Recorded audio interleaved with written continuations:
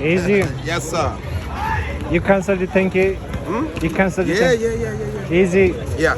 When you're passing on the streets by those candles, you know, What candles? there's candles on the streets sometimes. I want you to know it's because of you. What do you know about this ball? Oh, wow. Where you got this from, Sean? Yes, sir. Wow. Oh, this is nice. The tournament, There's a tournament coming up with this? June 15, I didn't know about that. Singles or doubles? singles. We're 49? Yeah? Yeah, I seen these guys playing. This is an original ball though. This isn't like a remake. This is the original ball from back in the days. And he does all this stuff and brings the ball back to life. He told me that he gets some certain type of sandpaper and all that stuff. But the guys from this ball, they didn't like our game. So most of them, when our ball came out, all of them quit. So you had like 5 guys that stayed and learned to play our ball, but they didn't like it. Most of the guys that play something else, they don't like our game. What's the biggest difference? This is more lively. And this responds to action. So if you're doing some action with your hand, if you do this with the ball, you know what I'm saying? Or if you do that with the ball, when it hits the floor, something magical is gonna happen that never happens with our ball. If you do it with our ball, nothing will happen. So they say our ball is dead. So they don't like our game for that. In order for that to happen with our ball, you gotta go hard to do that. You get what I'm saying? But with this, you don't gotta go hard. You could just go whip, or you could go whip. It's, you know, the small ball guys, they do that still, but our game doesn't translate to that. How much faster is this one? Man, you need a speed clock, a speed gun to know how much faster. But it's not just that it's faster, it's how it reacts. It takes off from the wall, you know, quicker because it doesn't squeeze. It doesn't squeeze as much. You get what I'm saying? Because it's pressurized.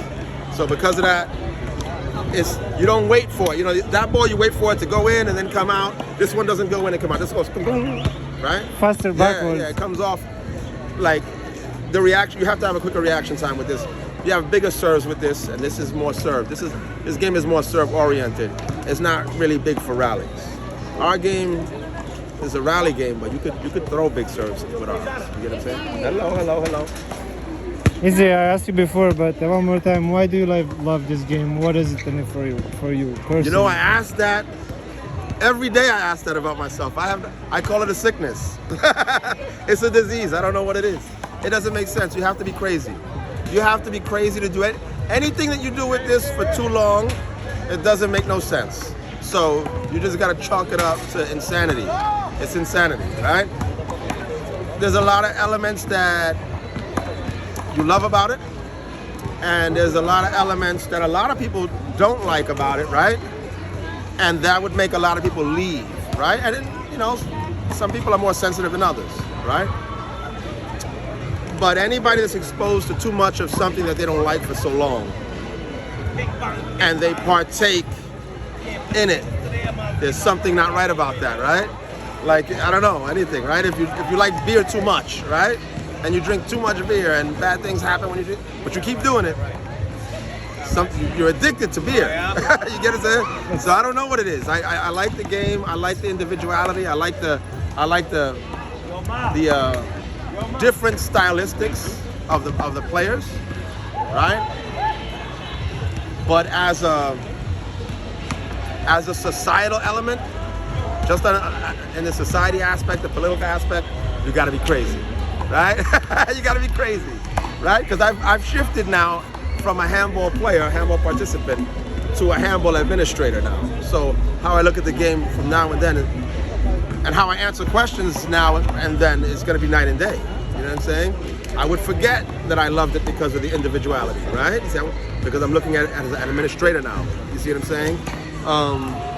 Are you still playing? Yeah, I still play. I play in Castle Hill. Join us for this one. What day is that? June 15. I don't think I can make it for that. There's something going on June 15th already. We have something going on. Please tell us what's your name and where are you from? Is the Wiz from the Bronx. Is the Wiz from the Bronx. President of Impact Pro. It can I have the full name. Isaias Rivera. Isaias Rivera. Yeah. Okay, Impact Pro, thank you very much. But I have one question before I let you go. Yes. We're trying to make one wall an Olympic sport. Would you support that? No. No. I think I told you about that already, right? I know somewhere in your camera footage, I told you about how that's neither here nor there, right? The criteria to be in the Olympics is very specific, right? You need, 75 countries actively competing and participating. And if you don't have those 75 countries, you're not even allowed, right? So you can't just be like, I love my handball that's only in New York, right? And it should be in the Olympics, right? But let's just say you do it. Let's just say you have the 75 countries, right? Because a lot of Olympic sports have 75 countries, all of them, because that's why they're in there, right? That doesn't mean that your sport is successful. It doesn't. It actually offers nothing to your sport. It doesn't offer anything. From my point of view, the Olympics takes from your sport. It takes. You look at UFC female division, Ronda Rousey. Ronda Rousey is a great example, right? She was in the Olympics. She medaled, like, let's say, bronze medal, right? For judo, she was doing judo. So she's a world-class judo specialist. But when she got her medal and she went home, back to America, she had nothing to do with it. So she became a bartender.